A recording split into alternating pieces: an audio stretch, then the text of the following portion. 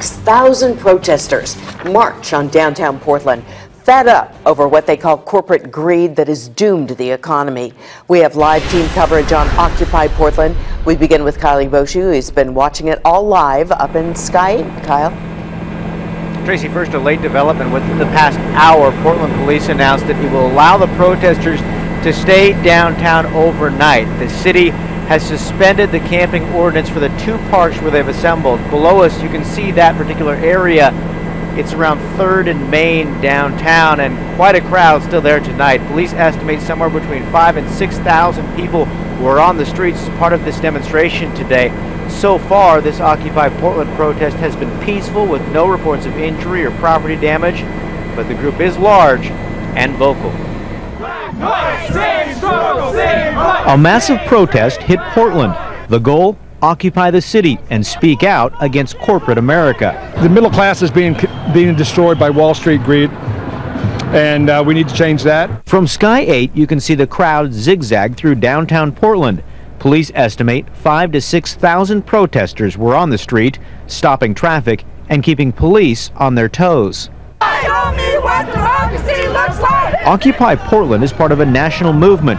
Demonstrators expressed anger at a political and financial system they say unjustly rewards the rich at the expense of everyone else. I hope that the 99% can rise up. I'm a teacher and I see all my students coming in to retrain, and there's no jobs. I mean, they need jobs. The crowd included everyone from young families to union members. Retiree Ann Ferguson argues, as a country, we need to reassess our priorities. That is the way to deal with the deficit, is to end the war and tax people who make $5 million a year and more. Demonstrators say their message is spreading. Even curious onlookers joined in the rally as it passed through downtown Portland. Back here live in Sky 8, this demonstration had police guessing all day long. After repeated requests, organizers still wouldn't say where they were headed, and that was part of the plan. Police have been using Twitter to update the public. They've been monitoring the situation and the movements all day, as have we. But at this point, that crowd seems to be sticking in one particular area right in downtown Portland. Back to you. Kyle Eboshu live for us in Sky 8. Thanks, Kyle. Our nation's struggling economy is the driving force behind today's protest. And as it turns out, business has been unusually slow in downtown Portland as many shoppers appear to be staying away. News Channel 8's Wayne Haverly has been monitoring the situation, joins us live now from the downtown banking district with the impact of today's protest. Wayne? Joe, we know at least one bank closed early today because of the protest. 2 Max lines closed for a while, including the Green Line right here. Shoppers avoided downtown, where business owners and government officials, they appeared to be a bit on edge tonight. Officials with the Army Corps of Engineers wouldn't comment on any increased security, but it appeared heightened. Sorry, sir, you need to change that camera angle. Wells Fargo hired extra security, and they were standing guard when several thousand protesters moved into the financial district. We got sold out! We're aware that the public is demanding more from their financial institutions during this tough economic times. We got bailed out! The marching protesters also walked through the downtown retail district, where a solid police presence could be found on nearly every block. Part of it's not knowing what's going to happen. Part of it is the general public not knowing what's going to happen that keeps them out of downtown and doesn't, it impacts business for not just us, but everybody. Employees inside Apple Music didn't get a lunch break today. Instead, they watched the windows and doors, protecting the city's largest collection of guitars. We're definitely going to stay near the doors. I doubt if we're going to lock them, or we're not going to bring out any baseball bats, but we're definitely going to protect our property. We'd like to be in business tomorrow just like everybody else. Show me what democracy looks like! This is what democracy looks like! Now, late in the afternoon, the crowd forced TriMet to close its green and yellow Max lines. It wasn't unexpected, and the blue and red lines were used to reroute passengers.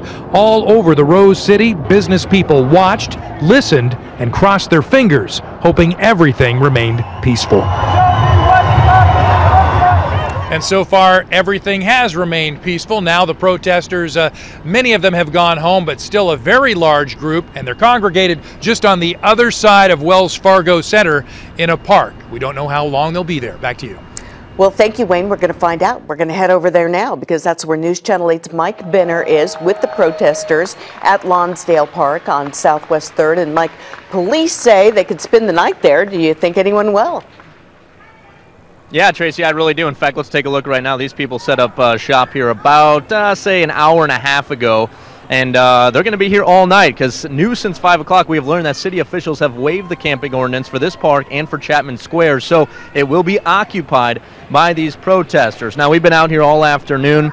This march started at the waterfront, went to Pioneer Courthouse Square, then to this park where we are at Southwest 3rd and Main. And it is very smooth, very peaceful right now.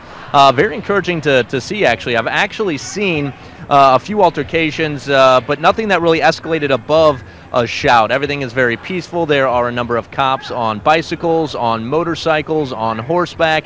Again, a very encouraging sight out here at Lonsdale Park. And again, this park and Chapman Square will be the places for these protesters to camp overnight. Police say it is not an invitation to party. There will still be laws like no drinking and things like that. But again, this is the place to be tonight, and they'll be out in the morning. Let's send it back to you. Mike, thank you very much. Turnout at Occupy Portland far outnumbers similar demonstrations across the country. We'll want to share some of the numbers with you here. Take a look. New York City today, 1,500 people turned out. Austin, Texas, 1,000. Los Angeles, 500. In Seattle, 50 protesters camped out last night at Westlake Park. Here in Portland, police say, as we mentioned, there were between 5,000 and 6,000 people at the peak of the march. So what is it about Portland that draws so many protesters to the streets?